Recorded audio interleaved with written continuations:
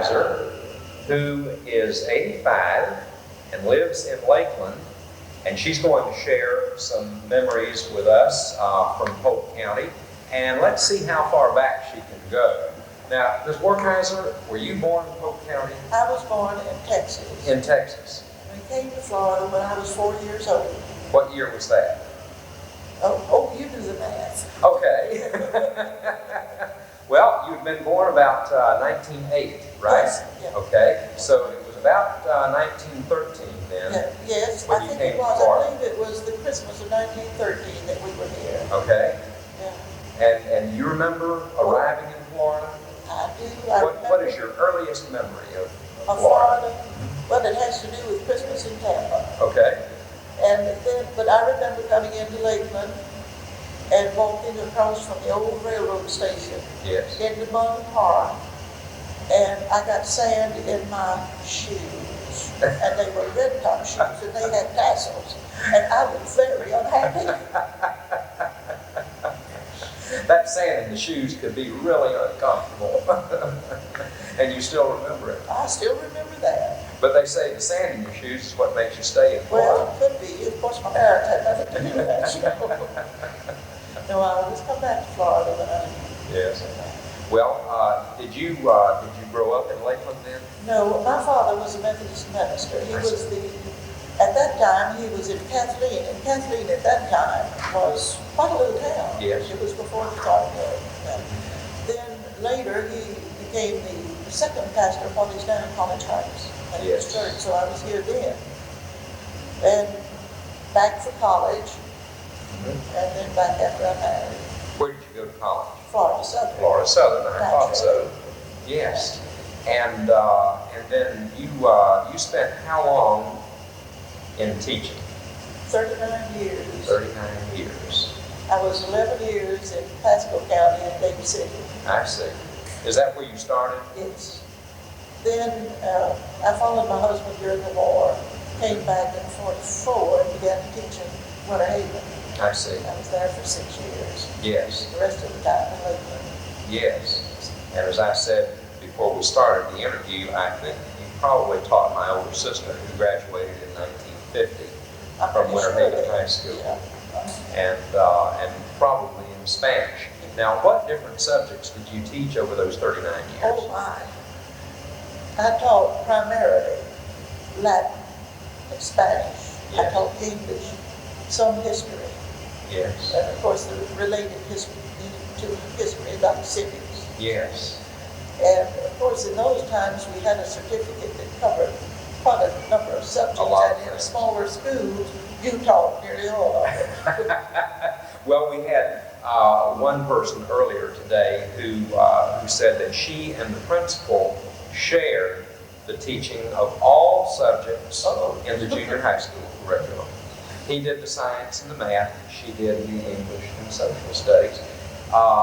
He coached the boys and she coached the girls, and it was a wonderful arrangement. Well, thank goodness I never had to coach it. You didn't coach any. Okay. When did you first start teaching? Was 31. Okay. You see, I was graduated in 1930, so I started in 31. I see. Okay. And what kind of school were you in? I was in senior high school, and the school at that time, as I recall, had a faculty of 12 or 13. This was in Dade City? In Dade City. Yes. Of course, it's very different now. Yes, it It's quite is. a large school now. Yes, it is. Has grown a lot, and of course, you have seen Florida develop and grow over all these years.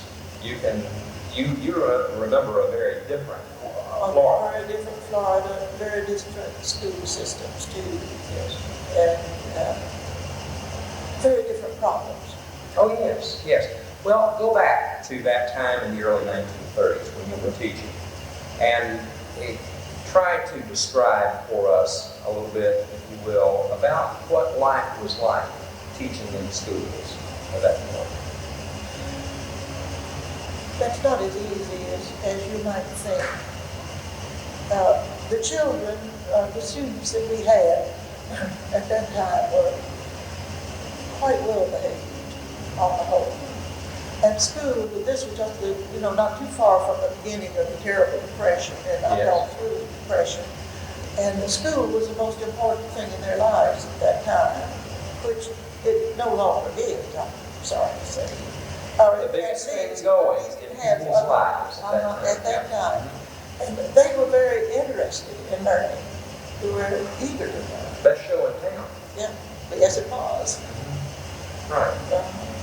So a whole different experience, Yes. really. And you described the faculty there as being about 12 or 13 Yes. strong. And so those teachers must have covered a lot of different Yes, subjects yes. and grades. At that time, I taught civics, Latin, and I didn't teach Spanish at first. And began to teach Spanish, and I taught English, especially the 9th and 10th grade.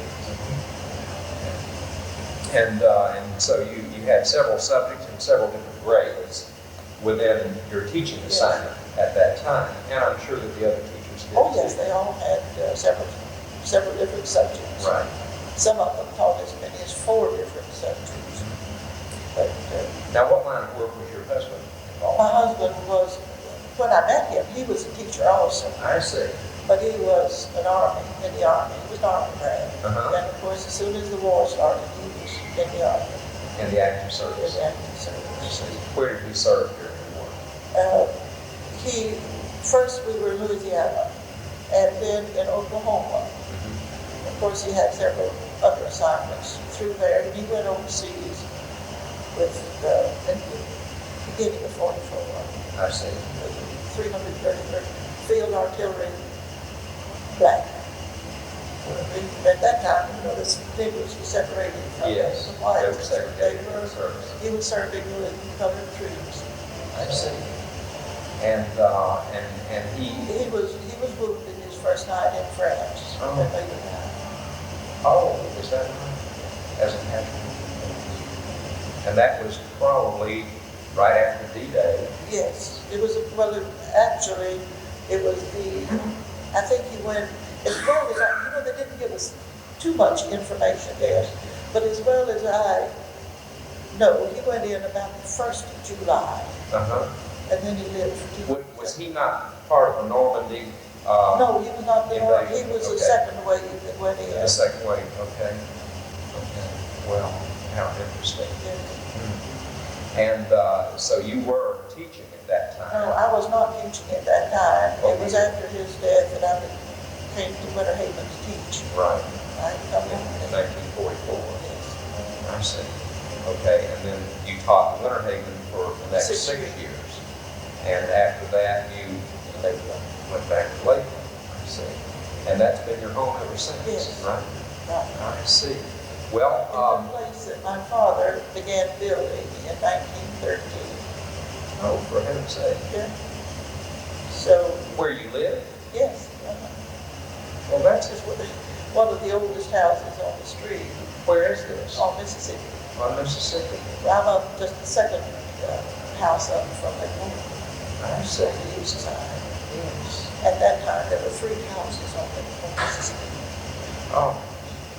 Well, that is certainly a remarkable thing to have a home of such long duration and all that time in your family. I know that's dear to your heart. Oh, yes. I'm approaching the time when I probably should go into some sort of retirement home. But the thought of closing up that house and disposing of the stuff just horrifies me. A few generations of stuff. Yes. I bet some very interesting memorabilia and For artifacts. me, yes. Oh. For other people, somebody else will have to cope with it. Oh, no. Well, can you share anything with us about your memories of Lakeland over a period of time? Well, I remember one park and the sand and the watering troughs and the hitching rails on one park. I Yes. remember that pretty well when we had wooden sidewalks. And we lived on Mississippi before it was paved, and I was sitting down the street in my bare feet carrying, what do you call it, to people to sign to get the street paved. Oh, petition? Yeah. To have Mississippi Street paved. Yeah, I remember that very well. And did they pave it with bricks? Yes. Still a lot of those brick streets left in Well, Lakeland. half of Mississippi is brick now. Still. But my end of it is asphalt. I used to go to school around Lake Morton, to the old Lake Morton school. Yes, I've heard that. When we had to dodge the water because the lake had come up, we didn't have any sidewalks to go by. Then we had some wooden sidewalks. But at that time we moved to another place. Oh. As it was a ministry, Yes. Yes. Well, did your father retire to Lakeland? Yes. I My father had gone to Cuba as a missionary. He was older than most of them, and he never, interestingly enough, he never learned enough Spanish to be efficient. And so, of course, the daughter teaches Spanish, but anyway, he loved the time. And he used to say if there were a place where they spoke English, like Cuba, he wanted to go there. He had to read about Florida, and he decided that it was like Cuba. So he put in for a transfer, and here we are. Well, what an interesting life. And you have a lot of wonderful memories about Lakeland and this part of Florida as it has developed over the years. And about my teaching, and watching the pupils that I taught mature, grow in manhood, womanhood. It's been most rewarding. Yes. And now you had 39 years in teaching. And what year did you retire? 72. 72. Spring 72. Okay, where were you teaching? I was teaching in Lakeland at that time. Lakeland City. Lakeland Senior. I see. Well, what would you say has probably been the greatest change in your estimate in terms of For the school. yes, public education at that time? I don't think that I can give a responsible answer to that because since I have retired, I have not been in close touch with the students. Well, but I'm talking And about all of during the it- time you were there. All of the, well, you know, they used to say, oh, we teach school now, the children misbehave, so it wasn't bad at all. Really. When you were in it, I wasn't aware of anything like that. So now when they tell me how horrible it is, I remember what it was before, and I wonder if it's completely factual. Well, I think that you have reason to wonder. Yeah. I most certainly do, because I have heard people, I've conducted these interviews for, this is the third year now. I've talked to many teachers who have taught since way back when, and some of the ones that I have interviewed have talked about times back in the 19-teens and 20s when they were teaching kids all in the same room from grades 1 through 8 or thereabouts, and where it was chaos by their own admission, and where there were mean boys that somebody else had to deal with because some little 18-year-old school teacher couldn't deal with them and this kind of thing. And what it did was it kind of confirmed to me that there have been all kinds of students who have behaved in all kinds of ways down through the years. And there are people like you who were able to deal with them and who have fond memories of them, and other people who didn't deal so well with them and whose memories aren't as happy. Maybe they had worse ones. Yes. My grandfather, my mother's father, was a teacher, and I remember stories that they told of his teaching experience that were really horrifying.